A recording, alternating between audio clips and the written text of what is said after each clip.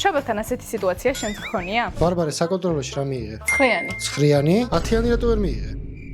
ლიზიმ რა მიიღო? ლიზი მეცხრიანი. ლიზი არ მაინტერესებს. თვითონ არ მკითხა ლიზიმ რა მიიღო? რატომ გვადარებენ მშობლები კლასელებს, ნათესავებს, ან საერთოდაც სრულიად უცნობ ადამიანებს? ნახე Facebook-ზე რა ვნახე, ამ ბავშვმა 15 წლის ასაკში კიბოს წამალი გამოიგონა. ახალი პლანეტა აღმოაჩინა და თავისუფალ ყვინთვაში რეკორდი დაამყარა. შენ კიდე კვერცხი შეწვას არ იცი.